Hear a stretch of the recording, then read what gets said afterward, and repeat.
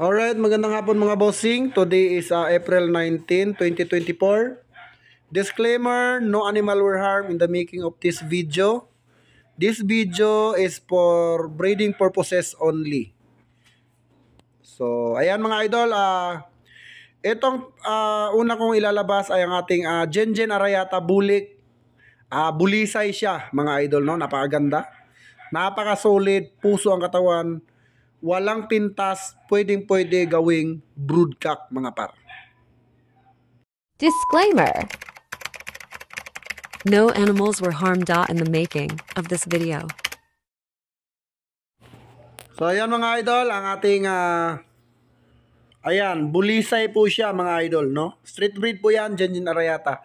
Nung pumunta ako ng expo, marami din silang nilabas na ganyan. At subok na po yan mga idol kasi marami na po akong buyers na gumamit niyan at talagang nagpapanalo. So hindi naman 100% na nanalo pero talagang lamang po yung panalo. At ang kagandahan dito mga idol ay street breed tayo. So wala pong halo yan. Gengen Arayata po yan, pure. So medyo mainit mga par, no? Kaya ngayon lang ako nakapag-vlog. Ito ay part 1 pa lang mga par ng ating video. Dahil nagbaba ako ngayon ng 40 pieces.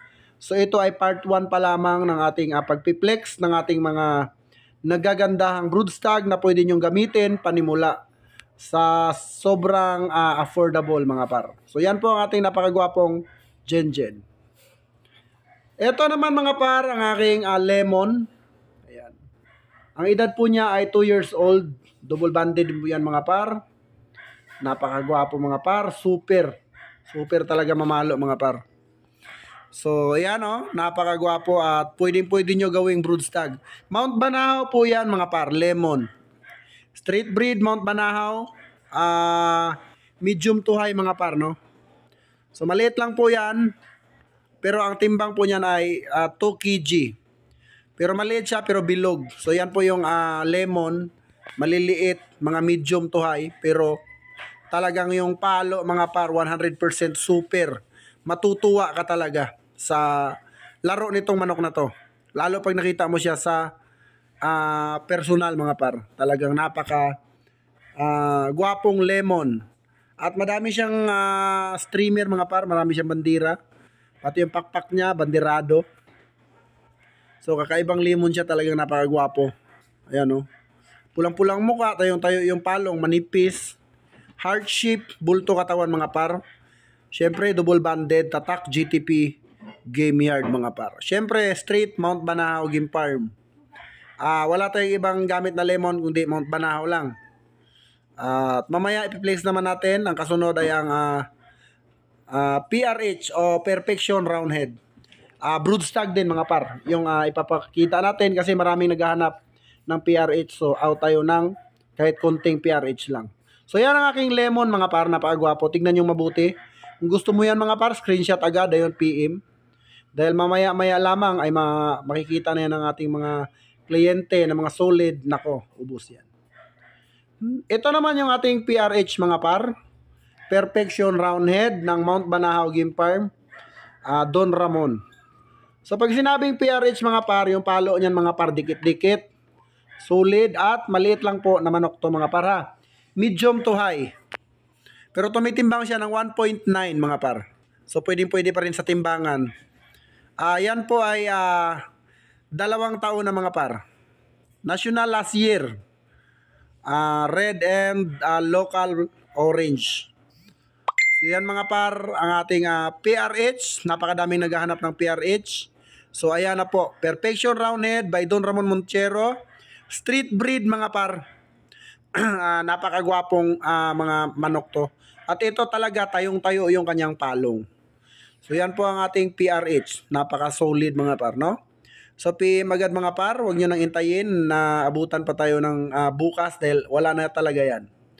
Ito na mga aking lemon na to mga par ay pinadala ko na sa aking suki. Yan. So ando na yan sa suki ko na lemon. Nakursunadahan niya. Tayo ilalaban daw niya. So 5 manok lang po ang ating ipiplex ngayon mga par para sa inyo. Siyempre part 1 pa lang ito. Para naman hindi kayo magsawa, no? Magsawang sumuporta sa GTP Game Yard. At ang GTP Game Yard naman ay hindi magsasawang magpapakita ng quality breeding material sa murang halaga. Super affordable. Pero yung palo mga idol, kung ano yung palo ng magulang, kung ano yung palo ng authentic, yun din po yung palo ng mga anak. So napakagandang lemon. Ayan. Huwag kayong mag-aalala mga par, 4 po ang dinala nating lemon. Kaya pwede po kayong pumili. Huwag lang kalimutan mag-screenshot at mag-chat agad.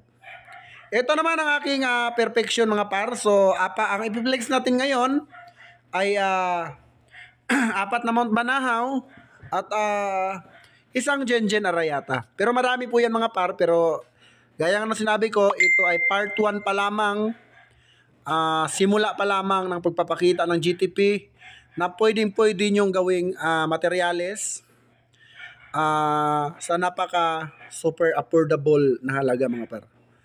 So ayan napakagwapo yung katawan niyan mga par, puso. Siya po mga par ay 2 years old na. Isa po siyang Perfection Roundhead F1 Mount Banahaw Game Farm by Don Ramon Monchero.